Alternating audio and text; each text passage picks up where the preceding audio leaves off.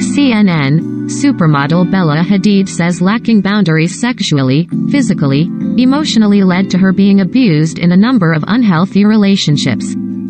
The 25-year-old star spoke candidly about her personal and professional struggles in her debut appearance on the Victoria's Secret vs. Voices podcast, saying learned toxic behaviors like people-pleasing ultimately had a negative impact on her relationships and her mental health.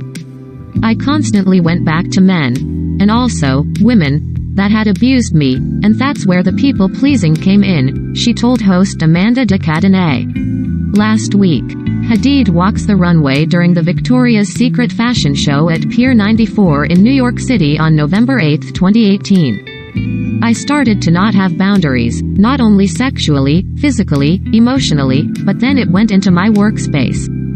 I began to be a people pleaser with my job, and it was everyone else's opinion of me that mattered except for my own, because I essentially was putting my worth into the hands of everyone else, and that was the detriment of it, she said.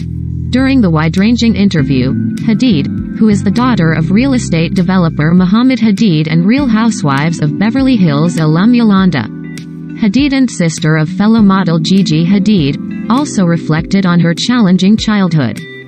I always felt like my voice was never heard growing up, so that's why I have a lot of complications. Now I am able to open up and speak my mind, especially within me relationships and within my family, she said, adding, I grew up around men, whether that was in relationships or family or whatever that was, where I was constantly told that my voice was less important than their voice. Bella Hadid, Yolanda Hadid, Gigi Hadid and Mohammed Hadid attend the Victoria's Secret after-party at the Grand Palais in Paris on November 30, 2016. Hadid, who previously dated Canadian singer-songwriter The Weeknd, revealed how her upbringing affected her adult relationships, saying, My nervous system would crash. It was like fight or flight. Either I would become silent and cry and just go inward, or I would lash out and leave. CNN has reached out to representatives of Yolanda and Mohammed Hadid for comment. Hadid said it took a combination of therapy, meditation and staying off social media to start living a life that was true to me. She previously opened up about her mental health in an Instagram post in November last year.